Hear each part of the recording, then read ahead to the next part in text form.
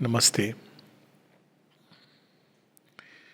पिछली बार हम लोग सीक्रेट नॉलेज पे रुके थे, जहाँ बड़े सुंदर ढंग से श्री अरविंद बताते हैं कि इस पूरी सृष्टि का प्रयोजन क्या है। तो इसके बारे में अलग अलग धारणाएं हैं। एक धारणा है कि ये डिज़ायर से उत्पन्न हुई है। हम देखते हैं कि बुद्धिस्ट स्क्रिप्चर्स में और कई लोगों की ये धारणा है कि सृष्टि केवल डिज़ायर से उत्पन्न हुई है, और यदि डिज़ायर से उत्पन्न हुई है तो वही एक इम्पल्शन है जो इसको चला रही है। कर्म के पीछे केवल कामना जो है वो कर्म प्रवृत्त करती है व्यक्ति को, और वही कर्म बंधन बनता जाता है। और यदि हम डिज़ायर्स को समाप्त कर दें तो हम कर्म से भी मुक्त हो जाएंगे, बंधन से भी मुक्त हो जाएंगे। ऐसी एक धारणा है। लेकिन जो उपनिषदों की ओरिजिनल टीचिंग है, जिसका प्रतिपादन श्री अरविंद भी करते हैं, कि ओरिजिनल इंपल्शन डिज़ायर नहीं है, क्योंकि वो असंभव भी है। क्योंकि अगर डिवाइन वन बीइंग जो सब चीज़ से मुक्त है, उन पे अगर डिज़ायर आ गया और वो सृष्टि प्रारंभ हो गई, तो फिर साधारण मनुष्यों की तो बात ही क्या है। तो डिज़ायर से नहीं, डिलाइट से इंपल्शन है। डिज़ायर एक फॉल्सिफिकेशन है जो ओरिजिनल इंपल्शन डिलाइट का है, लेकिन डिज़ायर उसका अज्ञान में फॉल्सिफिकेशन है, क्योंकि डिज़ायर अधीर होकर उस डिलाइट को प्राप्त करना चाहता है जो स्वतः स्फूर्त अंदर में हमारे सेल्फ एग्जिस्टेंट है। तो वो सोचता है कि डिज़ायर के द्वारा वो पकड़ लेगा, प्राप्त कर लेगा, तो उसको जॉय मिलेगा। लेकिन वो एक इग्नोरेंट मूवमेंट है। पर डिज़ायर के पीछे अगर हम जाएंगे तो हम देखेंगे कि delight is the origin, delight is the motive of creation. Impulsion जो होता है, मोटिव उसका डिलाइट होता है। अज्ञान में हम इसको हैप्पीनेस, जॉय, थ्रिल, प्लेजर, जिसके प्रतिक्रियात्मक रूप में पेन, सॉरो, सफरिंग आती है, और वो प्रतिक्रियात्मक रूप आवश्यक है, क्योंकि तभी हम समझ पाते हैं कि the Joy that I am experiencing, वो प्लेजर जिसको मैं बहुत खुश हो रहा हूँ, वो टेम्पररी है। तो देयर इज समथिंग बियॉन्ड। तो वो पेन एक प्रकार का नेचुरल करेक्टिव है। लेकिन डिलाइट ओरिजिन है, डिलाइट सस्टेनिंग पावर है, और डिलाइट ही इसका अंत भी है। इसका अंत ये नहीं कि डिजायर का सेसेशन एंड मुक्ति इनटू दी परब्रह्म। डिलाइट इसका अंत है। डिलाइट इसका अंत है का ये अर्थ हुआ कि not only the delight of meeting and uniting with the divine, लेकिन सारी सृष्टि आनंद में हो जाए। एक एक यूनिट जो इसकी है वो आनंद के आधार पर रहे। अभी थोड़ी देर पहले हम लोग बात कर रहे थे लव की। तो अब श्री अरविंद से किसी ने पूछा, और ये उन्होंने बड़े सुंदर ढंग से सिंथेसिस योग में भी बताया कि सुपर माइंड में तो अटर यूनिटी है, तो लव का क्या रोल है वहाँ पे। श्री अरविंद कहते हैं सुपरामेंटल लव एक ऐसा लव होता है जिसकी इंटेंसिटी के सामने सारे लव फीके पड़ जाएंगे। तो सुपरामेंटल में यूनिटी है, लव कैसे है? तो वहाँ लव इस तरह से है कि वो यूनिटी है, लेकिन वो difference is only to enrich the unity. दोनों एक हैं, लेकिन उन्होंने अब एनरिच करने के लिए वो एक ऐसा आभास क्रिएट करता है विदाउट लूजिंग द यूनिटी। यहाँ पर हम उसको खो देते हैं, तो हमको लगता है कि हमको इग्नोरेंटली चीज़ों को एक करना है, लेकिन वो मालूम है कि एक है। जैसे पिता और पुत्र एक बड़ी क्रूड एग्जाम्पल है, या माँ और बेटे दोनों खेल के लिए ऐसे हो जाते हैं कि हम दोनों ऑपोजिट टीम में हैं, लेकिन आप ऑपोजिट टीम में नहीं हो आप एक ही हो। पर वो एक आभास क्रिएट किया जाता है, और इस आभास को हम ऐसे भी कह दें कि जैसे एक माँ है, वो बच्चे को गर्भ में धारण करती है। जब बच्चा बाहर निकलता है तो माँ तो हमेशा जुड़ी रहती है, कभी अलग नहीं होती है बच्चे से। कहते हैं कि एक साइकोलॉजिकल अम्बाइलिकल कॉर्ड लिंक रहती है। तो बाहर से तो लेकिन अलग हो जाता है बच्चा, तो उस प्रकार का। लेकिन वो बाहर क्यों लाती है बच्चे को? To increase the joy. अब उस जॉय में डिफिकल्टीज भी हैं, चैलेंजेस भी हैं। तो अभी हम ये खेल को नहीं समझ पाते, क्योंकि हम एक शैडो प्ले, जो लोअर नेचर का खेल है, जिसमें प्लेजर के साथ पेन जुड़ा हुआ है। तो प्लेजर आता है तो हम बड़े खुश होते हैं, जब पेन आता है तो हम कहते हैं डिसइल्यूजन्ड हो जाते हैं, वैराग्य आ जाता है, और हम कहते हैं नहीं नहीं ये खेल व्यर्थ है। और ये क्यों, ये खेल किसने, हम नेटवर्क किस में फंसे हुए हैं? ये नेचर के कारण, त्रिगुणात्मक प्रकृति के घेरे के अंदर हम फंसे हुए हैं। तो हमको इससे बाहर निकलना है। तो आप बाहर निकलेंगे अगर प्रकृति के घेरे को तोड़कर, तो खेल खत्म। ये एक धारणा है। लेकिन श्री अरविंद ये प्रश्न करते हैं कि यदि सोल, इंडिविजुअल सोल, उस परम सत्य से, परम सत्ता से, परम आत्मा से निकली है, तो प्रकृति कहाँ से निकली है?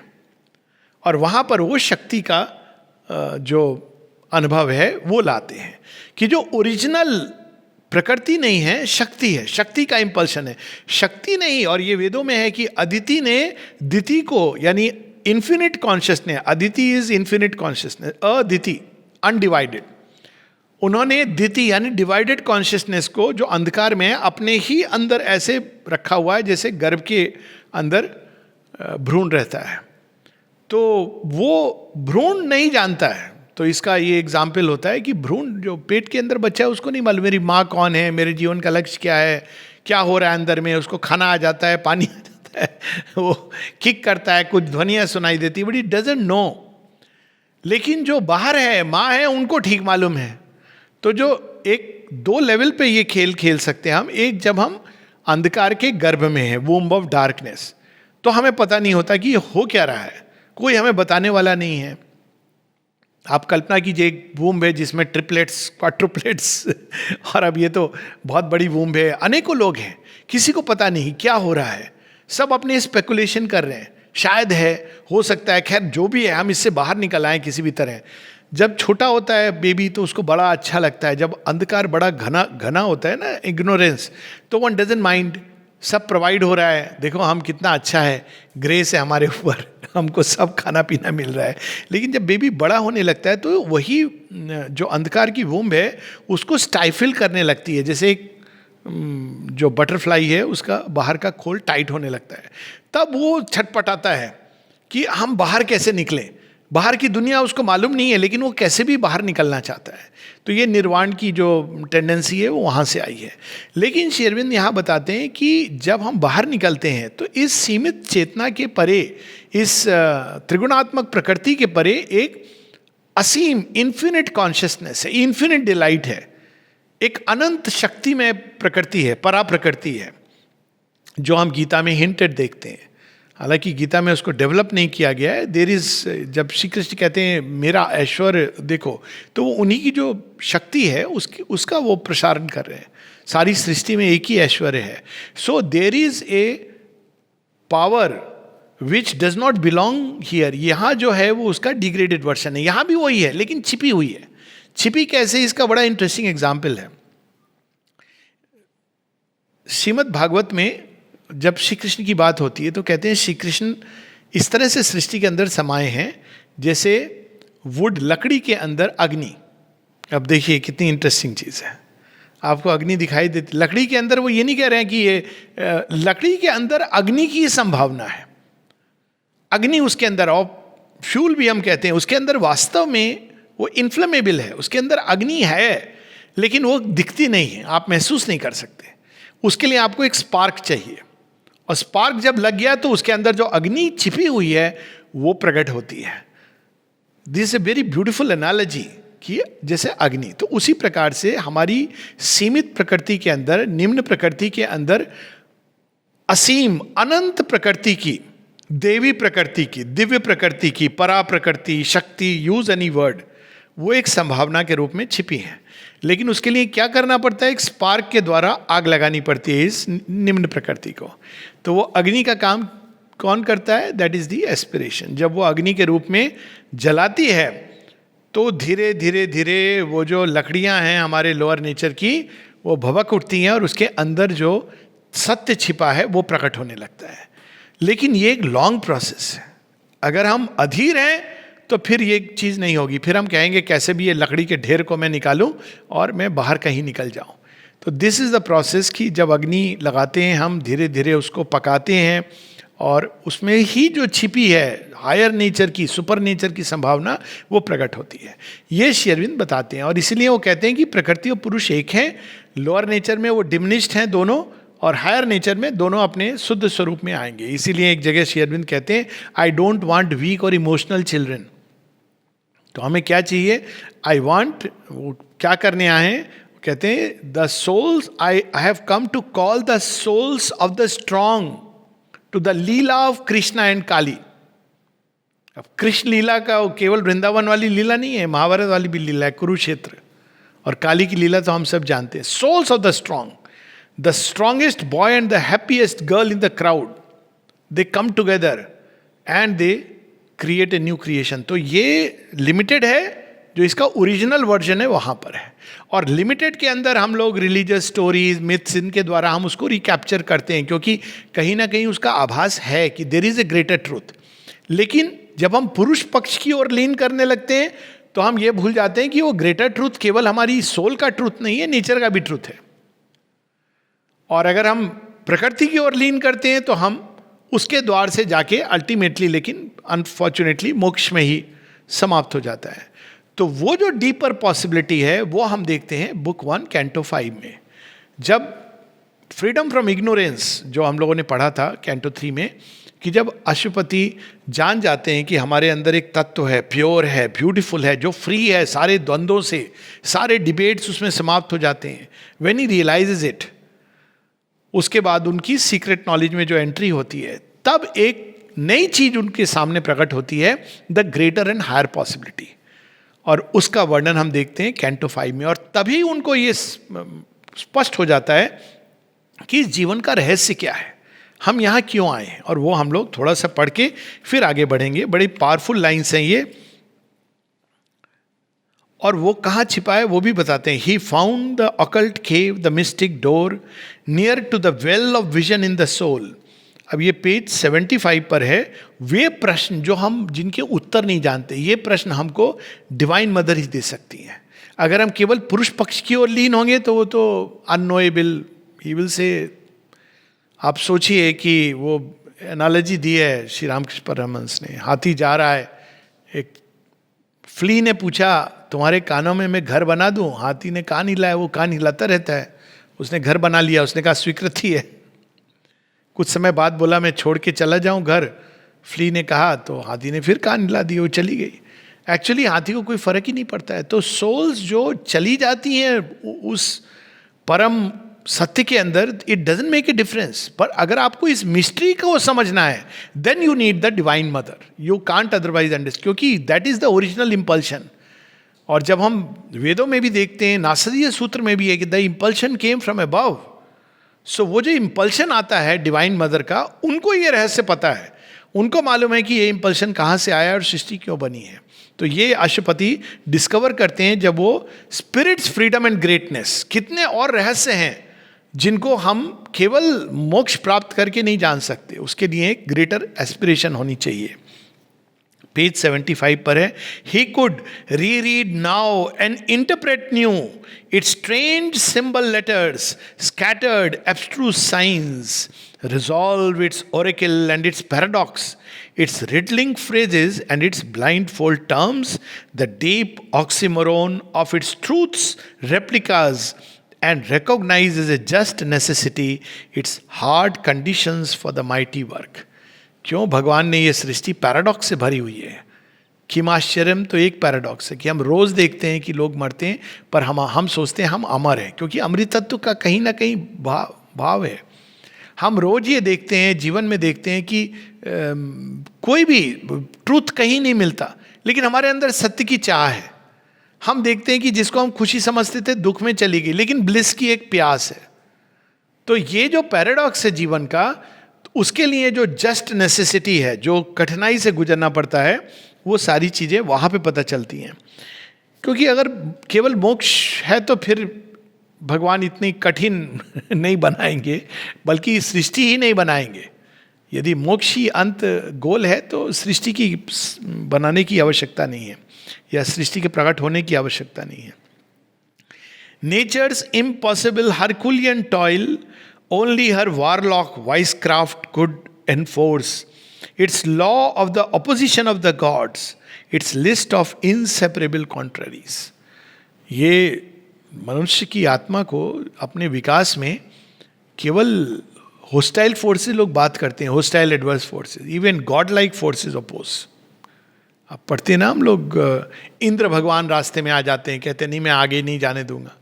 वो एक्चुअली वो दिखाते बड़ा ड्रामेटिक है कि उनकी पदवी वो डगमग हो रहा आसन, तो लेकिन होता क्या, वो कहते हैं अच्छा तुम आगे जाना चाहते हो, मैं देखता हूँ कि तुम कितने तैयार हो। तो अपोजिशन ऑफ द गॉड्स, और even that is there.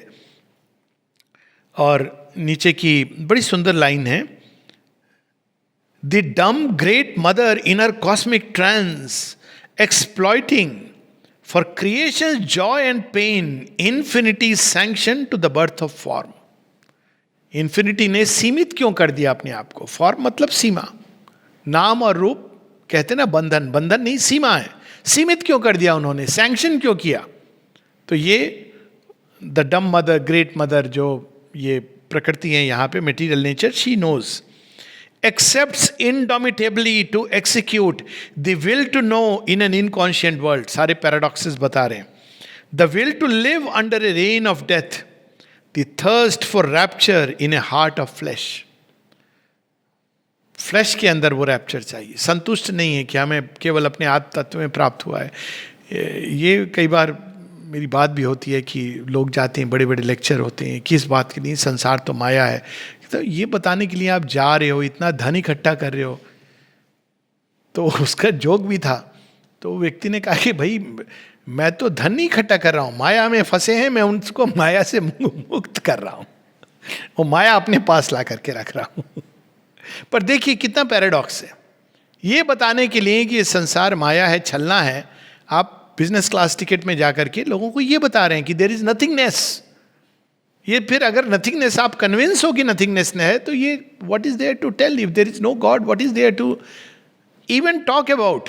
There is nothing really to talk about. So let life be what it is. There is no individual soul, there is none to be liberated. इसका अंत nothingness है. तो ये किसको क्यों कहा जा रहा है? तो यहाँ पे लेकिन हमारे अंदर जो प्यास है वो ये नहीं है. अगर हम इन लोगों से मिसगाइडेड नहीं हो तो प्यास ये नहीं है. इसलिए आप देखेंगे कि सब लोग वो कोर्सेज करेंगे वापस जीवन में, because it's too strong, inbuilt है टेरेस्ट्रियल परफेक्शन की प्यास. And works out through the appearance of a soul by miraculous birth in plasm and gas the mystery of God's covenant with the night. तो रात के साथ प्रकाश का मिलन, ये क्यों हुआ? तो यहां पर वो रहस्य हमको तब पता चलता है जब हम ग्लोरी ऑफ द स्पिरिट और उनकी जो शक्ति है वहां पर हमारा दर्शन होता है. Once more was heard in the still cosmic mind the eternal's promise to his labouring force, inducing the world passion to begin, the cry of birth into mortality and the opening verse of the tragedy of time. प्रकृति को promise है भगवान का, earth nature को ये उन्होंने शाश्वत सत्य है कि लेट द गेम बिगिन. तो क्या प्रॉमिस है? जगह जगह ये प्रॉमिस की बात आती है. हम लोगों ने सीक्रेट नॉलेज में भी देखा था. प्रॉमिस क्या है? कि I will come, God's debt to earth and man. खेल शुरू करो, खेल कहीं नियंत्रण के बाहर हो गया, I will come, I am there, मैं भी इसमें छिपा हुआ हूं. सच में? हाँ सच में. Then we plunge into it. Okay, जब वो है नियंत्रण के बाहर क्या जा सकता है? बिकॉज बड़ी इंटरेस्टिंग, आप देखो, अभी मैं कुछ दिनों पहले भागवत पढ़ रहा था, वहाँ पे कैसे स्टार्ट होता है कि श्री कृष्ण ही सबको अपनी माया से डिल्यूट किया हुआ है. अब आप बोलो कि भगवान ने डिल्यूट क्यों किया हुआ है? It's a way of saying, एक प्रयोजन है उसका. ये उन्हीं की योग माया है. इसलिए श्री अरविंद कहते हैं कि you cannot slay Maya, you can slay मोह. एक प्रयोजन है कि उन्होंने बांधा है सबको और वही मुक्त करते हैं. उन्होंने ही बांधा है फॉर ए सर्टेन पर्पस. तो देर इज ए रीजन, वो हम लोगों ने पहले भी पढ़ा था. There is a purpose in the mighty mother's game, in her whims and chance. इस सब के पीछे एक पर्पस है. और वो नेक्स्ट पेज पे बताते हैं, the riddle grew plain and lost its catch obscure, a larger lustre in the mighty page, a purpose mingled with the whims of time. हमको लगता है ये घटना हो गई, ऐसी हो गई, अचानक हो गई. ऐसा कैसे हो गया? पर्पस, एक पर्पस है जो हम नहीं जानते. A meaning met the stumbling pace of chance. अच्छा भला व्यक्ति जा रहा था, गिर पड़ा, चोट लग गई. ये कैसे हो गया? ये तो रेस में फर्स्ट आने वाला था. भगवान उसको फर्स्ट नहीं आने देना चाहते हैं. क्यों? वो किसी और चीज के लिए तैयार कर रहे हैं, मच ग्रेटर देन दैट. एक जगह श्री अरविंद बताते हैं कि किसी ऐसे व्यक्ति का नेतृत्व स्वीकार ना करना जो कभी हारा ना हो. ट्रू लीडर की वो बता रहे हैं कि if he somebody is never lost, don't accept his leadership, because ये पर्पस स्टम्बल्स में भी. And fate revealed a chain of seeing will. हमको लगता है बाहर से ये घटनाएं क्यों हो रही हैं, लेकिन उसके पीछे एक सीइंग विल है जो जानती है. और हम गिरते भी हैं तो वही हमको ढकेलती है, वही उठाती है, वही संभालती है, वही इन सब से लेके जाती है, क्योंकि वो हमको तैयार कर रही है। जैसे आपने देखा होगा, माँ बहुत सुंदर एनालॉजी देती हैं, बिल्ली की माँ जब बिल्ली अपने बच्चे को ट्रेन करती है तो कैसे ट्रेन करती है, ऐसी ट्रेन करती है। पहले वो एग्जाम्पल अपना देती है, बिल्ली फिर भी डरी हुई है, कंफर्ट जोन है, बैठी है, मम्मी ला करके दे रही है, फिर देखती है तो एक दिन धक्का दे देती है, तो बिल्ली एकदम गिर पड़ती है, सहम जाती है, फिर वो आती, फिर धक्का देती है। ऐसे कर करके एक दिन बिल्ली इतनी स्ट्रांग बनती है कि वो स्वयं सब कुछ क्रॉस कर सकती है। तो this is the process. A conscious wideness filled the old dumb space, in the void he saw throned the omniscient supreme. वो जिसको हम नथिंगनेस कहते हैं, उसके अंदर भगवान विराजमान है। अब ये तो हमारे पुराने शास्त्रों में भी कि भगवान विराजमान है, लेकिन विराजमान है तो फिर सृष्टि का प्रयोजन क्या है? मोक्ष। ये एक पैराडॉक्स है। यदि सच में सृष्टि के कण कण में भगवान है, तो सृष्टि के कण कण को भगवान जैसा बनना चाहिए। ये एक लॉजिकल कंक्लूजन है। लेकिन कण कण में भगवान है केवल हम लोगों को वापस ले जाने के लिए। It is illogical. अब जब ये अशुपति देखते हैं तो उनके अंदर एक नई अभिप्सा जागती है, एक नई संभावना। A will, a hope immense now seized his heart, and to discern the superhuman's form, he raised his eyes to unseen spiritual heights, aspiring to bring down a greater world. अब उन्होंने देख लिया कि नहीं, एक ग्रेटर पॉसिबिलिटीज हैं, तो कौन सा बीइंग है जो इन पॉसिबिलिटीज को धारण करेगा? तो सुपर ह्यूमन फॉर्म, क्योंकि मनुष्य का फॉर्म जो है वो एनिमल फॉर्म है। फॉर्म की महत्ता है। एनिमल फॉर्म के अंदर सीमित संभावनाएं हैं। आप उसको वो कहते हैं ना कि आप सर्कस में ले जाओगे और एक कुत्ते को या डोंकी को मैथमेटिक्स सिखाओगे, तो कैसे सिखाओगे? 4 बोलेगा, वो 4 ला के रख देगा, प्लस तो प्लस का साइन, फिर आप बोलोगे 4 ले आएगा, फिर आप बोलोगे इक्वल टू ले आएगा। अब जो है मालिक चुप रहेगा, कहेगा आप बोलो आंसर, तो डोंकी उठा के 8 ला के रख देता है। तो क्या वो मैथमेटिशियन हो गया? नहीं। Donkey brain is donkey brain. वो फॉर्म अपग्रेड नहीं होगा तो आप इतना सिखा सकते हो, लेकिन उसको कुछ नहीं पता है कि ये क्या हो रहा है। वो एक ट्रेंड होकर के ये सारी चीजें कर रहा है, लेकिन इसके पीछे जो सत्य है वो उसको पकड़ नहीं पाता। यहां तक कि माँ एक जगह लिखती हैं, तुम लोगों ने कभी सोचा है कि तुम आश्रम आते हो, समाधि के पास जाते हो, तुम अपना सिर झुकाते हो, सब करते हो, तुमने कभी सोचा है इसके पीछे कॉन्शियस होकर के कि तुम क्यों कर रहे हो? हम सब करते हैं, जाते हैं वहाँ प्रणाम करते हैं, चले आते हैं। इसके पीछे तुम्हारी अभिप्सा क्या है? कि ये केवल एक मैकेनिकल एक्ट है। तो अब मनुष्य की सीमा है, थॉट्स की सीमा है, फीलिंग्स की सीमा है। तो इन सीमाओं में जो संतुष्ट हैं उनके लिए ये नेचुरली ये फिर मुक्ति वाला योग वो खत्म हो गया। लेकिन यहाँ अशुपति के अंदर एक नई संभावना, सुपर ह्यूमन फॉर्म। क्या कोई ऐसा रूप, नाम रूप है जो आएगा, उतरेगा, जो इन ग्रेटर पावर्स को एम्बॉडी करेगा एज नेचुरली, जैसे अभी मनुष्य उन शक्तियों का एम्बॉडी करता है जो पशु नहीं कर पाता। हाथी का ब्रेन बड़ा होता है मनुष्य से, लेकिन उसके अंदर फिलॉसफी और मैथमेटिक्स, म्यूजिक की संभावना नहीं है। वैसे ये हम लोग सोचते हैं, क्या पता हो क्लासरूम में जाए तो कौन जाने, लेकिन अब तक नेचुरल कोर्स में नहीं है, लैंग्वेज का डेवलपमेंट नहीं है, क्योंकि फॉर्म लिमिटेड है। So super humans form, the glory he had glimpsed must be his home. वहां पर है, यहां नहीं है। तो वो तो हमारा एक स्वाभाविक घर होना चाहिए। और आगे बड़ी सुंदर लाइन है, its earthly dialect to God language change, in living symbols study reality and learn the logic of the infinite. Finite की लॉजिक नहीं, जैसे हम समझते हैं सीमित, हम लोग अपनी धारणाओं को भगवान पर सुपर इम्पोज कर देते हैं। तो कोई बीमार हो जाता है, जब तक दूसरा कोई है तब तक वो पापी था। जब खुद बीमार होते हैं तो कोरोना वायरस है, दूसरा हो रहा है तो पाप किया था, दंड मिल रहा है। जब खुद पर आती है तो हम कोई ना कोई एक्सक्यूज ढूंढ लेते हैं, जस्टिफिकेशन। ये हम लोगों की एक फाइनाइट लॉजिक। इन्फिनिट की लॉजिक कुछ और है। इन्फिनिट की लॉजिक को समझना बड़ा मुश्किल है। एक बड़ा सुंदर नुसरत फतेह अली खान का एक गाया हुआ है, ये तू एक गोरख धंधा है।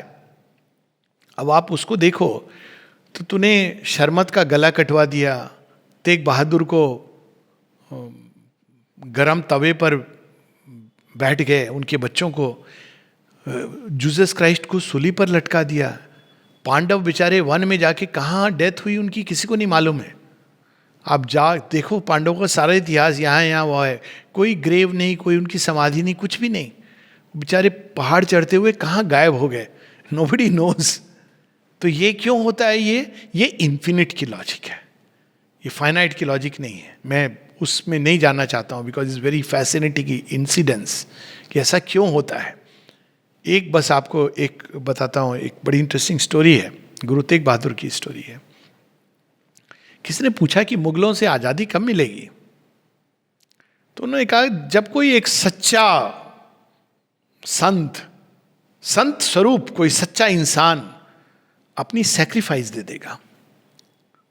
तो उनके जो बेटे हैं, गुरु गोविंद सिंह बने बाद में, कहते हैं पिताजी, 9 साल का बेटा, पिताजी आपसे अधिक सच्चा कौन इंसान है? He sacrificed, was a conscious sacrifice। अब वो sacrifice क्या थी? उस एक sacrifice से ऐसा हिल गया संसार की बैलेंस। बिकॉज एक जब सेंटली पर्सन या एक अपलिफ्टेड सोल हायर कॉन्शियसनेस में जो रहता है, उसके जीवन में अगर पीड़ा आती है तो पूरी सृष्टि के अंदर उसका क्रंदन स्पंदन फैल जाता है, क्योंकि उसकी चेतना विराट हो गई है, हर चीज को टच करती है। तो वो उस दिन औरंगजेब का फेट सील हो गया था, जैसे द्रौपदी के वस्त्र हरण के साथ कौरवों का फेट सील हो गया था। So this is how he works, infinite's logic. इसमें फाइनाइट की लॉजिक नहीं है। फाइनाइट की लॉजिक तो उल्टा होनी चाहिए। कृष्ण जी के दोस्त थे, उन्होंने ऐसे कैसे छोड़ दिया, युधिष्ठिर हार गया, उसको जाने दे दिया, ये क्या बात हुई? ठीक हुआ, ये कृष्ण जी की लॉजिक है, इन्फिनिट की लॉजिक है, क्योंकि युधिष्ठिर को वो उस चीज के लिए तैयार कर रहे हैं। अब वो मान लीजिए उसी समय उनको राज्य मिल गया होता, कौन जानता है, मनुष्य हैं, ह्यूमन बीइंग्स हैं, अब तक वो समझ रहे थे ये राज्य मेरा है। इस भाव के साथ जब वो राज्य करते युधिष्ठिर, तो क्या गति होती? वो तो ये भी भूल गए थे, विस्मृत हो गए थे कि ये राज्य मेरा है ही नहीं। तो 13 साल वनवास के बाद इतना तो सीख ही लिया होगा कि राज्य किसी का नहीं होता, मैंने दांव पे कैसे लगा दिया। ना प्रजा मेरी है ना कुछ है, मैं तो बस एक बैठा हूं एक ट्रस्टी के रूप में। तो लेकिन फाइनाइट की लॉजिक क्या होती है? कृष्ण भगवान जिनके साथी थे उनके साथ ऐसा कैसे हो गया? ये फाइनाइट की लॉजिक है। We have to learn the logic of the infinite. The ideal must be nature's common truth, the body illumined with the indwelling God। क्यों शरीर ऐसा रहना चाहिए? कल इसी की बात हो रही थी, कल परसों, कि लोग कहते हैं फिजिकल ट्रांसफॉर्मेशन क्या जरूरत है? अजीब बात है। आप भगवान को ऐसे घर में क्यों रखना चाहते हो जो जिसमें डीके है, डिजीज है, डेथ है, डिजेनरेट करता है? भगवान है अंदर में, तो घर भी तो वैसा होना चाहिए। हाँ, ये भगवान का ही काम है, इसमें कोई दो राय नहीं कि ये मनुष्य का काम नहीं है। लेकिन हमारी सहमति तो होनी चाहिए कि हाँ आप बनाइए, इस देह को इतना सुंदर मंदिर बनाइए, भव्य मंदिर बनाइए। पर अगर हम ये कहेंगे कि देह की कोई महत्व ही नहीं है, इसको जैसे भी हम छोड़ दें, तो फिर तो हमने उनको काम स्टार्ट करने के पहले, क्योंकि वो कंसेंट लेंगे, काम बड़ा विकट है। आपने कह दिया हाँ मेरी देह को मंदिर बनाइए, पहला हथौड़ा जब पड़ेगा पत्थर के ऊपर तो सब तिल मिलाएगा। भगवान आप क्या कर रहे हो? अच्छा तूने कुछ कहा था, क्या कहा था? मैंने तो कहा था मुझे शांति चाहिए। शांति नहीं, तूने लिखा था देख प्रॉस्पेरिटी लिस्ट में तेरा नाम है आश्रम के, तो इसका मतलब क्या हुआ? प्रॉस्पेरिटी तो मतलब मुझे सब मिलेगा, साबुन तेल मंजन। नहीं, प्रॉस्पेरिटी लिस्ट में तेरा नाम आ गया है, अब हथौड़ा पड़ेगा। मैं तो छोड़ूंगा नहीं तेरे बॉडी को जब तक प्रॉस्पेरिटी का रियल सेंस, मतलब उस भाव से, जब तक तू तेरी देह का एक एक कण रूपांतरित नहीं हो जाता। तूने कंसेंट दी थी, फिर आप बोलोगे कहाँ मेरी कंसेंट है? तो वो निकाल के दिखाएंगे साइकिक बीइंग का पेपर साइन किया हुआ कि I am ready to go through everything. इसलिए श्री अरविंद कहते हैं सरेंडर एंड एक्सेप्टेंस। बाद में मत रोना चिल्लाना। अब देखिए कितना सुंदर है इसके पीछे। कंसेंट चाहिए। अब तक किसने कंसेंट दी? एस्पिरेशन क्या रही? Other worldliness. ये शरीर, ये तो मिट्टी है। अरे किसकी मिट्टी है? भगवान की मिट्टी है, भगवान इसमें वास करते हैं। आपने मिट्टी कैसे कह दिया? यही तो सोच सोच के जब सोमनाथ का मंदिर टूटा तो शिव तो वहां पर है, यहां थोड़ी है शिव। ऐसे सोच के उन्होंने अपने मन को कि क्या फर्क पड़ता है। लेकिन कंसेंट इज नीडेड कि this body too must be transformed, अपने लिए नहीं, कोई व्यक्तिगत स्वार्थ के लिए नहीं, बिकॉज ये भगवान का मंदिर है तो वैसा ही भव्य सुंदर होना चाहिए। तो ये एक नई अभिप्सा है।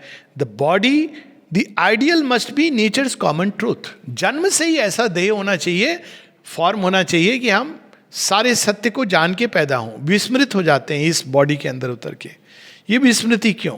फिर उसके बाद इतनी, इवन जो फ्री सोल है वो भी जब शरीर धारण करती है तो माँ कहती है it takes few years to recover, क्योंकि वो तो फॉर्म है ना, डंजियन है, उसमें आप घुसे तो माँ कहती है it's like fainting, you plunge into inconscient और वो फेंट हो जाता है व्यक्ति। It takes time to recover back.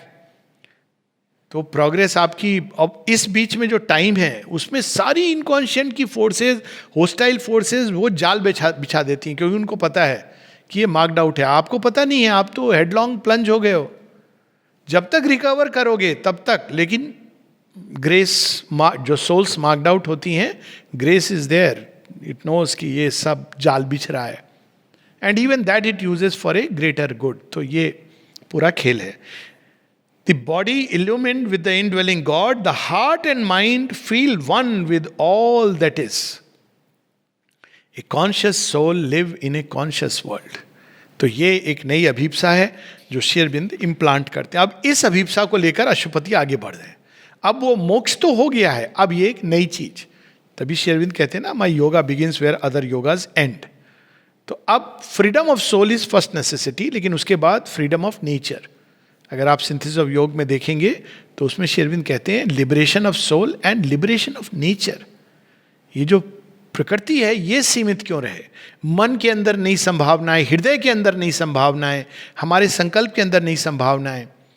एक जगह श्री अरविंद कितने सुंदर, आप देखो दुर्गा स्तोत्र में क्या लिखते हैं। ये सब बातें हम लोग भूल गए, इसीलिए हमारा पतन हुआ। Make us great, mother Bhavani को जब इन्वोक करते हैं, mother Durga make us great, हमारा संकल्प महत करो, महत प्रयासी, मेक अवर एफर्ट्स ग्रेट। ये कौन सा एक मेडिटेशन करके inner life and pass away into the beyond, ये कौन सी भारतवर्ष में? मेक अस ग्रेट, पर great not in A egoistic sense. जो ट्रू ग्रेटनेस है, ग्लोरी ऑफ द डिवाइन, वो हमारे अंदर मैनिफेस्ट होनी चाहिए। वेस्टर्न थॉट ने हमारे अंदर, जो मॉडर्न एनालिटिकल थॉट है, उसने कहा ये सब कपोल कल्पित कहानियां हैं। ऐसे होता है कि भीष्म इच्छा मृत्यु का वरदान है, ऐसा होता है कि अक्षय तूणीर है, ऐसा होता है कि ब्रह्मास्त्र, यही हम लोग सुनते आए। लेकिन जब न्यूक्लियर बॉम्ब का विस्फोट हुआ, हाँ ऐसा ही तो होता है। और जिसने, आपको पता होगा कि जो पायलट था जिसने गिराया था, उसने क्या कहा था जब उसने देखा उस दृश्य को? तो वो क्या कहता है, जो वैज्ञानिक था लेबोरेटरी में, उसने उस पूरे दृश्य को देखा, कहता है मुझे गीता की वो वर्ष याद आ गई। कौन सी? जब श्री कृष्ण का दर्शन होता है विराट रूप, मानो हजारों सूर्य एक साथ आसमान में जग उठे। उसको ये चीज स्मरण आ गई कि हाँ, इंडिया की एक बुक में ये लिखा है कि ऐसी चीज होती है। चाहे उसने उसको एक डिफरेंट कंटेक्स्ट में लिया, लेकिन तब तक हम लोग ये ब्रह्मास्त्र, आग्नेयास्त्र, ये सब कपोल कल्पित कहानियां किसी साइंटिस्ट ने सीरियसली ले लिया और न्यूक्लियर बॉम्ब बना लिया। थोड़े समय की बात है, यू विल सी कि टेक्नोलॉजी थॉट से ड्रिवन हो जाएगी और हम देखेंगे कि you can fly an aircraft without using any kind of outer control. ये कुछ समय पहले मैंने 20 वर्ष की बात करी थी। ऑलरेडी ऑटोमेटिक कार्स आ गई हैं। कैसे हुआ है ये? लेकिन पुष्पक विमान तो कपोल कल्पित कल्पना है। कल्पना भी है तो सत्य कल्पना है, एक संभावना है कि एक दिन ऐसा आ सकता है जब मनुष्य टेक्नोलॉजी को केवल अपने मन के नियंत्रण द्वारा चालित कर सकता है। तो ये तो बाहर की चीज है। Why not about the body? ये हम क्यों सोचते हैं कि ये शरीर हमारा अपने हिसाब से चलेगा, आत्मा का सत्य अपनी जगह है। अभी भी हम यही करते हैं। हाँ माता जी वो ठीक है, वो इनर लाइफ, वो सब बातें ठीक है, लेकिन बाहर की चीज तो बाहर की चीज है, उसको तो बाहर से करना है। Why not our inner life can become so strong कि वो बाहर के सत्य को बदल सके अपने प्रभाव से। और ऐसे उदाहरण हैं जीवन में, कितने उदाहरण हैं। कम से कम हमको इसकी संभावना को मानना चाहिए। चाहे हम व्यक्तिगत रूप से व्यक्ति कर पाए नहीं कर पाए, उसका अपना समीकरण है प्रकृति का, लेकिन हमको ये स्वीकार करना चाहिए कि अगर हमारे अंदर वो पारब्रह्म परमेश्वर हैं, श्री कृष्ण कहते हैं ना, इंडवेलिंग गॉड, श्री कृष्ण कौन है? परब्रह्म, उससे परे जो, अगर वो हमारे अंदर है तो कौन सा रोग शोक हमारे शरीर में रह सकता है यदि उनका संकल्प हो जाए एक बार। तो इस भाव से हमको जीवन अपना व्यतीत करना चाहिए। नहीं भी कर पाए तो हमको मान्यता देनी चाहिए कि ये संभव है। माँ बताती हैं कि मैटर के ट्रांसफॉर्मेशन में सबसे बड़ी समस्या क्या है? वो कहती है डाउट। हर तरफ से लोग डाउट करते हैं मुझे, वो बताती हैं everybody doubts, it is not possible. और मैटर के अंदर ये डाउट क्यों है? वो कहती हैं क्योंकि मिलियंस ऑफ ईयर्स से मैटर यही जानता है, पीड़ा, कष्ट, सफरिंग, ग्रेस को नहीं जानता है, ऑब्सक्योर है। तो उसको ये बताना कि ग्रेस भी कुछ है, मन तो विश्वास कर लेता है, सोल जानती है, हार्ट आपका एक्सेप्ट कर लेगा, but matter does not accept. तो वहां पे दैट इज द प्रॉब्लम। तो अब ये समस्या लेके जब उनकी अभीप्सा रत होके आगे बढ़ते हैं अश्वपति, कि ये शरीर भी मेरा नहीं, ये शरीर जो धारण करता है मनुष्य, आत्मा धारण करती है, वो भी उसी परफेक्शन का होना चाहिए। ये निम्न प्रकृति भी परा प्रकृति के समरूप होनी चाहिए। तो अब जो एक्सपीरियंस है जो श्री अरविंद के योग में अनोखा है, लोग अक्सर पूछते हैं कि कुंडलिनी की अवेकनिंग श्री अरविंद के योग में ऊपर से नीचे होती है, it is not from below upwards. यही चीज हम सावित्री में आगे भी देखते हैं। और यहाँ पर देखिए बड़ा सुंदर descent, it is not there in other yogas. Page 81 पर ये पंक्तियां हैं, as thus it rose his being is rising towering towards height. वो ग्लोरी ऑफ स्पिरिट जो उन्होंने देखी है, वो अब वो चाहते हैं कि वो नीचे स्थापित हो जाए, चाहे कुछ भी हो जाए शरीर के ऊपर, but he wants to bring it down. कई आप देखेंगे कि साधक जो यहाँ पे पवित्रदा इत्यादि कई लोगों का, वो क्यों इनके साथ ऐसा हुआ है? क्योंकि वो लास्ट में जब उनको पता है कि now the time has come to withdraw, तो वो सुपरामेंटल फोर्स को अपने शरीर पर लाते हैं। क्यों? क्योंकि कम से कम मैटर पे उसकी बहुत स्ट्रांग इम्प्रिंट रहेगी, it will help the future generations. तो शरीर टूट जाता है, but they bring it down. It's a very conscious process, it's their last act of sacrifice for the good of humanity. लेकिन कौन इसको देखता है? कल कोई प्रश्न कर रहा था ना, आश्रम में क्या काम, हमारे लिए क्या कर रहे हैं? जब एक नई बॉडी आएगी तो केवल हमारी तुम्हारी थोड़ी रहेगी, वो तो सृष्टि में संभावना आ जाएगी। कोई भी मनुष्य जिसके अंदर थोड़ी भी ओपनिंग है, वो उस नए शरीर को धारण करेगा। इतना बड़ा रिसर्च नहीं है। ठीक है, अभी लोग कहेंगे लेकिन अभी कहाँ है, तो उसका बड़ा सुंदर उत्तर आजकल है। वैक्सीन पर रिसर्च हो रही है। अब मान लो कोई कहे लेकिन है कहाँ, मैं विश्वास ही नहीं करता हूं वैक्सीन के ऊपर, तो लोग क्या कहेंगे? मूर्ख, यू आर बीइंग अनसाइंटिफिक। ये सच है कि नया शरीर अभी मनुष्य की इस दृष्टि की सीमा में नहीं आया, लेकिन संभावना यदि है और अभीप्सा है तो एक दिन वो निश्चित रूप से आएगा। और उसकी प्रोसेस यहां बता रहे हैं, as does it rose to meet him bare and pure, a strong descent leap down, a might, a flame, a beauty half visible with deathless eyes, a violent ecstasy, a sweetness dire। इस पर मैंने बहुत जगह इसकी बात हुई है, कृष्ण और काली का स्वरूप। enveloped him with its stupendous limbs and penetrated nerve and heart and brain that thrilled and fainted with the epiphany. His nature shuddered in the unknown's grasp। हम लोग नहीं जानते हैं कि एक साधक के जीवन में क्या होता है जिसके जीवन में ये सब आता है। लिटरली धज्जियां उड़ जाती हैं। It's a one word, literally. माता जी इस एक्सपीरियंस को डिस्क्राइब करती हैं 1960 सितंबर, first penetration of supramental force in the body, and you read that description. At one place he feels the whole head will burst out, it can not contain that force. अब अगर prematurely bast हो गया तो क्या होगा? पागलपन। Imagine आपका heart burst हो गया क्योंकि इतना भयंकर रूप से वो पावर आपके अंदर आ रही है, तो क्या होगा? वो जो प्रेम माधुर्य वो सारी सृष्टि में फैलेगा। अगर आपके शरीर के अंदर वो बर्स्ट हो गया तो क्या होगा? Your body can be dissolve. It's जो ददीची का यही तो एक्सपेरिमेंट चल रहा था जो बीच में रुक गया क्योंकि उनकी हड्डियां चाहिए थी, तो उन्हें कहा कोई बात नहीं, take away my body. So because it's not something, I mean आप 440 वोल्ट के आगे तो वो बना होता है खोपड़ी विद 2 बोन्स. आप कल्पना कर सकते हो 10,000 क्या इन्फिनिट का, अगर आपको झटका लगे तो क्या होगा? इसीलिए मां कहती है preparation is necessary divine love को रिसीव करने के लिए. इसीलिए आप देखेंगे कि आश्रम में इतनी अधिक फिजिकल एजुकेशन, ये कोई जॉय के लिए नहीं है. लोग कहते हैं ये तो बड़ा अच्छा है, यहाँ पे लोग एक्सरसाइज भी करते हैं. ये जॉय नहीं है, ये तैयारी है. आप कमांडो जब एक्सरसाइज करता है तो वो जॉय के लिए नहीं कर रहा है, जॉय उसको आ रहा है, लेकिन उसको पता है कल युद्ध में मेरे को जाना है वहां पे. I have to prepare for that. तो ये प्रिपरेशन है, because that force will blow up the body mind. So अब देखिए उसका वर्णन है कि वो शक्ति कैसी है. शेयरविंद he says tells the mother that if there is a body which is prepared, it's your body.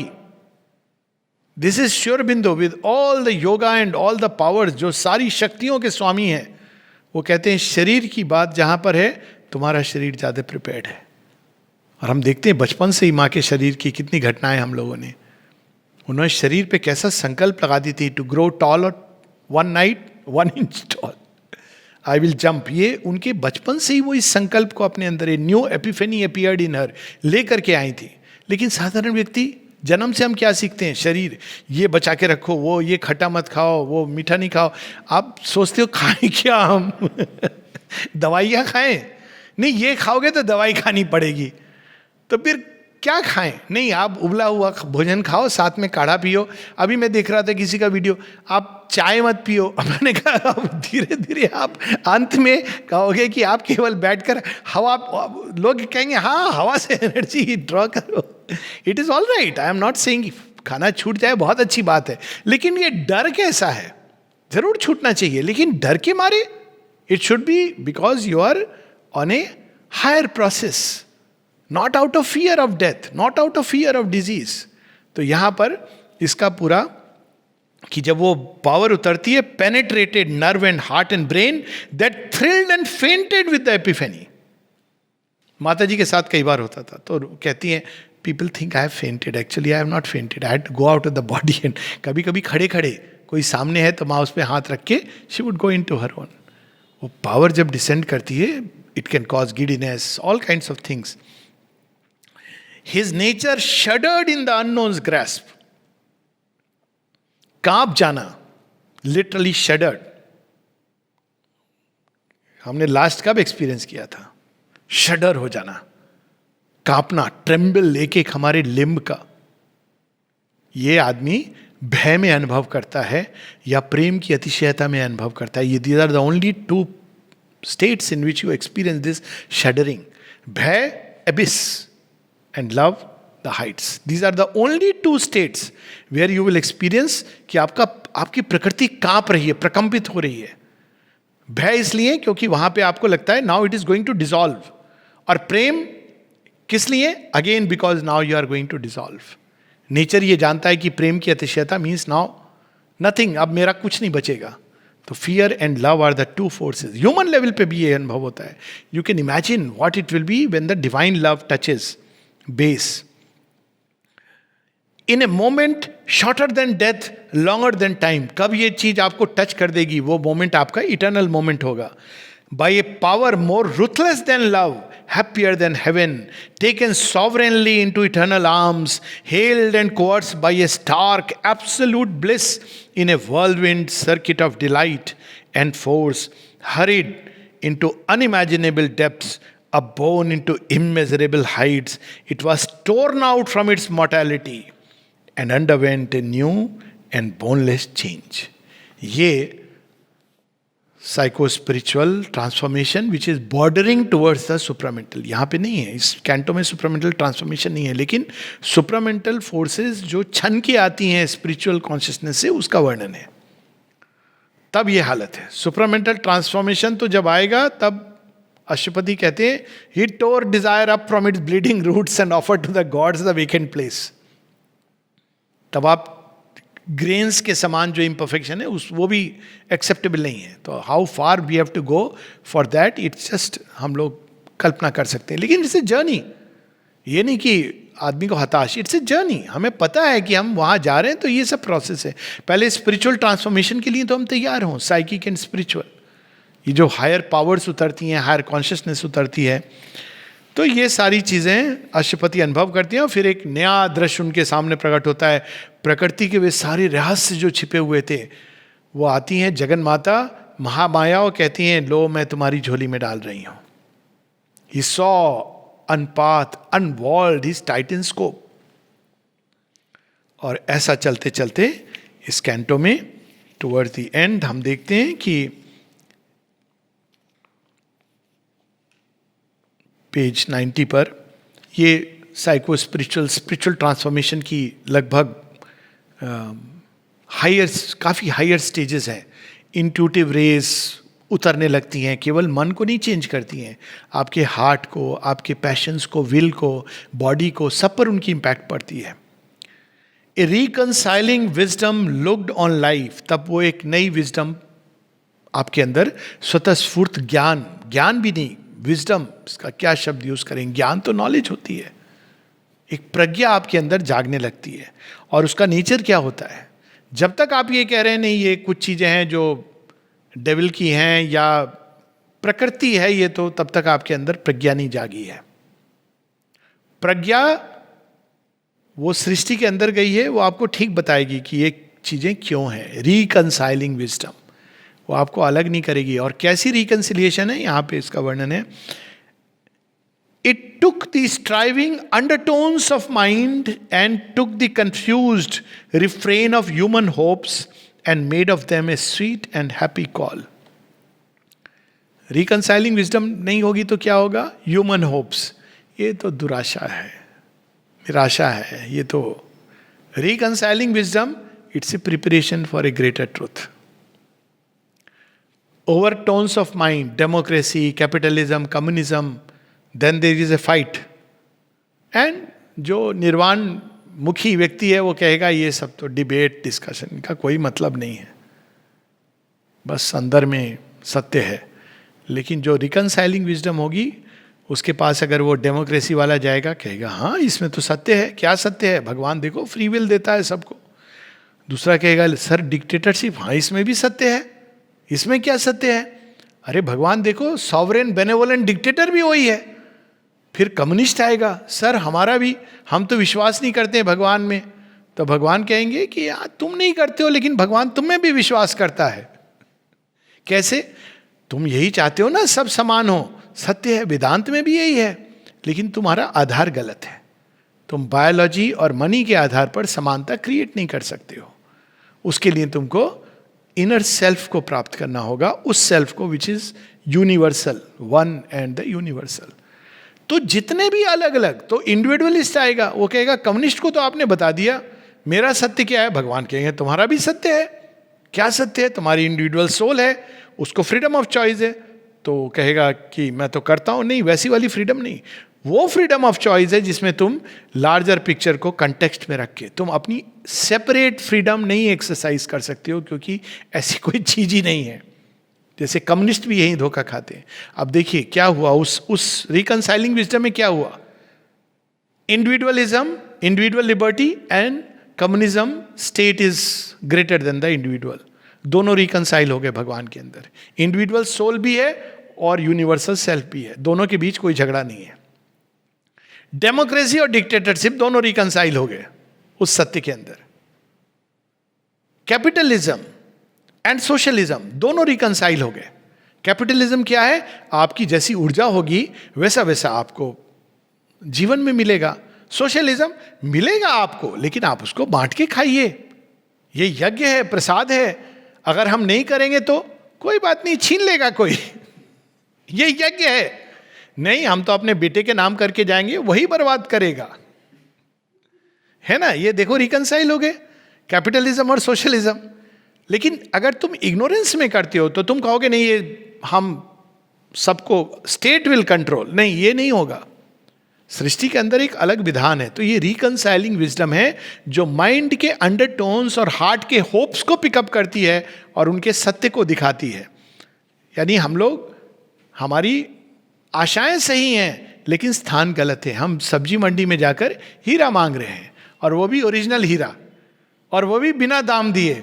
ऐसा हीरा नहीं मिलता है। वो तो वेइंग स्टोन दे देगा, कहेगा 10 रुपए में ले जाओ, ये हीरा है, और आप रखो अपने घर में सोच के हीरा है, वो अलग अलग बात है।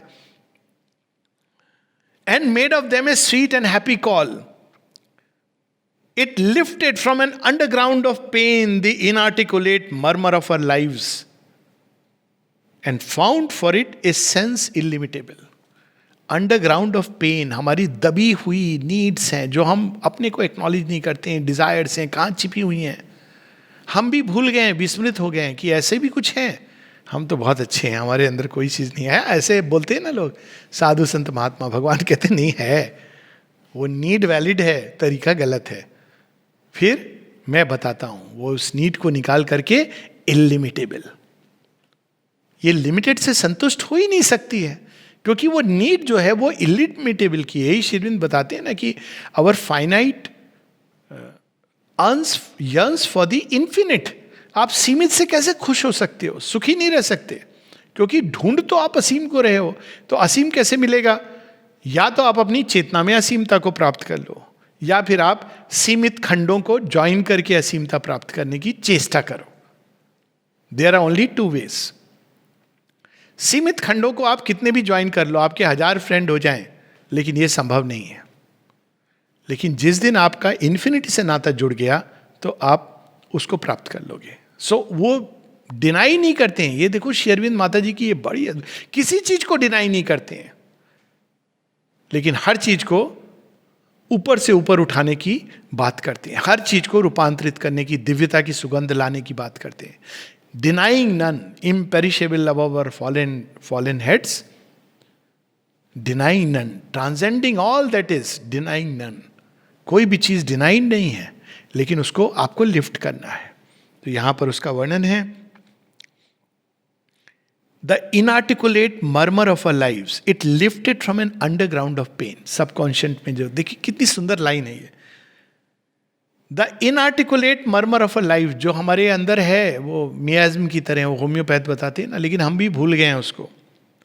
And found for it a sense illimitable, जो घाव, जो दुख हमारे अवचेतन में रिश्ता रहता है, इसको होम्योपैथी में कहा जाता है मियाज्म, डीप रूटेड प्रॉब्लम, जिसके कारण आप रोगी होते हो। जो सच्चे होम्योपैथ होते हैं ना, बड़े रेयर हैं। अब तो ये साइनस के लिए ये होम्योपैथी ले लो, पेन के लिए रेस्क्यू ले लो, homeopathy is never like that. जो ओरिजिनल होम्योपैथ से ना, जो बड़े रेयर हैं, वो आपके उस चीज़ को पकड़ेंगे जो आपके सबकॉन्शियंट में छिपी हुई कहीं बह रही है, और वो उसको हील करने की चेष्टा करते हैं। But you cannot have the permanent remedy without the ultimate truth. वो उस रूप को हटा देगी जो वो ये रूप ले रही थी रोग का। A mighty oneness it's perpetual theme. अब ये वननेस कौन सी है? हर चीज को आप जोड़ सकते हो उस वन के साथ। This is oneness. When you connect everything to the one, it becomes oneness। और उसमें सब कुछ रिकंसाइल्ड है। भगवान के अनंत गुण स्वरूप में पावर भी है, प्रेम भी है, ज्ञान भी है, कर्म भी है, आनंद भी है, शांति भी है, सब रिकंसाइल्ड है, विरोधात्मक नहीं है। और that is the oneness in which our lives can rise. It caught the soul's faint, scattered utterances, read hardly twixt our lines of rigid thought, or mid this drowse and coma on matter's breast, heard like disjoined mutterings in sleep. It grouped the golden links that they had lost, and showed to them their divine unity. In all our outer utterings, एक गहरा सत्य है जो हम नहीं जानते हैं, लेकिन सोल उसके लिए एस्पायर कर रही है। उसको वो पकड़ करके, गोल्डन लिंक्स, उसको पकड़ करके वो वननेस के साथ प्रकट करते हैं, पूरी माला बना के देते हैं। हर आंसू जो इंसान का गिरता है ना दुख में, भगवान के बैंक में चला जाता है डिपॉजिट होके, फिर आपको मिलेगा। कब मिलेगा आपको पता भी नहीं, आप भूल गए, आप रो रो के भूल गए कि हो गया। ये संसार दुख से भरा है। एक दिन वो कहेंगे ये माला ले लो। ये माला कौन सी? I don't earn it, you have earned it. How you have earned? जितने आंसू तुमने दिए थे ना, ये देखो, ये पर्ल की माला है। मैंने उनको सजो के रखा था और इसको मैंने अपने ताप से मोती में, और ये स्ट्रिंग, वो सारे मोमेंट्स है ना जब तुमने एस्पायर किया था लेकिन तुमको मिला कुछ नहीं था, वो मेरे पास है सुरक्षित। So this is how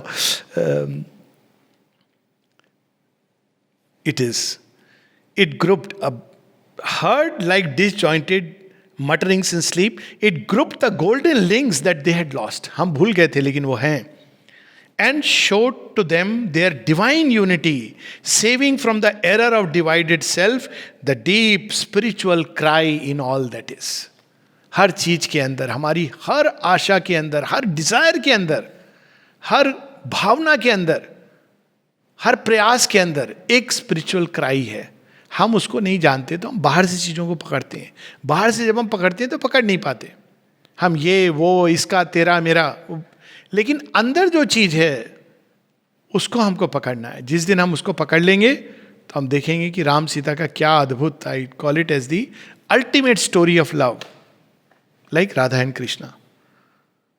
Ram and Sita, if you look outwardly, life is never happy.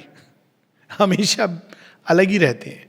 Radha और कृष्ण तो साथ भी नहीं आते, लेकिन लोग स्वेर किसके नाम से करते हैं? सीताराम, राधा कृष्ण. वैसे इनको अयोध्या राम टेम्पल में करना चाहिए मॉडिफिकेशन. सीताराम का मंदिर है, केवल राम जी का मंदिर नहीं है. सीताराम का मंदिर. बिना सीता के राम अधूरे हैं, बिना राधा के कृष्ण अधूरे हैं. Look at the beauty of that. ये प्रेम की ultimate, separated for ever but yet one.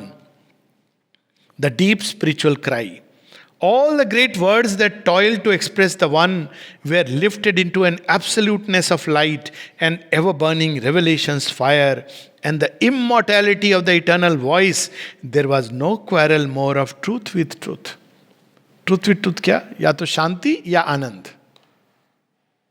या तो प्रेम या न्याय, या तो तुम ज्ञान की शिखरों पर चढ़ो या प्रेम की गुफाओं में चले जाओ जहां भटक जाओगे. ये होता है राइवल ट्रुथ्स. यही मृत्यु बताती ना सावित्री को. जब सावित्री कहती है I love, I see, I act, I will, तो डेथ कहती है no also, knowing thou shalt cease to love. तो सावित्री कहती है no, my love, I know that love is a vast embrace. When I have loved all then I shall know. तो कहती है नहीं, ये दोनों इरिकंसिलेबल नहीं. आप देखोगे जो बड़े ज्ञान योगी, वो अपने हार्ट की ऊर्जाओं को सप्रेस करके, लेकिन ये रिकंसिलिएशन है. They are both are truths. Mind का ज्ञान की ओर आकर्षण ये एक ट्रुथ है, हृदय का प्रेम की ओर आकर्षण दूसरा ट्रुथ है, प्राण का आनंद की ओर आकर्षण एक तीसरा ट्रुथ है, शक्ति और उसकी तरफ. देह का अमृतत्व की ओर झुकाव इसका अपना ट्रुथ है. रिकंसाइल कहाँ होते हैं? तो वहां पे वो रिकंसाइलिंग ट्रुथ मिल जाता है. The endless chapter of their differences, retold in light by an omniscient scribe, traveled through difference towards unity. Mind's winding search lost every tinge of doubt, led to its end by an all-seeing speech that garbed the initial and original thought with the finality of an ultimate phrase. तो हम ये कह सकते हैं कि intuitive mind का पूरा पूरा रूपांतरण जो मन, प्राण, शरीर, हृदय, वो अशुपति अनुभव कर रहे हैं. लेकिन अभी सुप्रामेंटल ट्रांसफॉर्मेशन बाकी है. तो वो चाहते तो अपने ऊपर इस ट्रांसफॉर्मेशन को पूरा करने की दिशा में चले जाते हैं, लेकिन उनका बीइंग अब इतना वास्ट हो गया है कि it is just not possible. He has to now do it as a representative of the race. अब उनको व्यक्तिगत कठिनाइयाँ नहीं, पूरे समष्टि की कठिनाइयाँ अपने अंदर लेनी है. Now there is no more an individual transformation. जब इतना विशाल हो जाए तुम्हारा बीइंग, तो अब ये ट्रांसफॉर्मेशन पूरी कलेक्टिव ट्रांसफॉर्मेशन होगा. इसलिए हम देखते हैं कि बुक 2 में अशुपति की एक नई यात्रा प्रारंभ होती है. He renounces individual realization so that the collective realization can be hastened. वो हम लोग अगली बार. नमस्ते.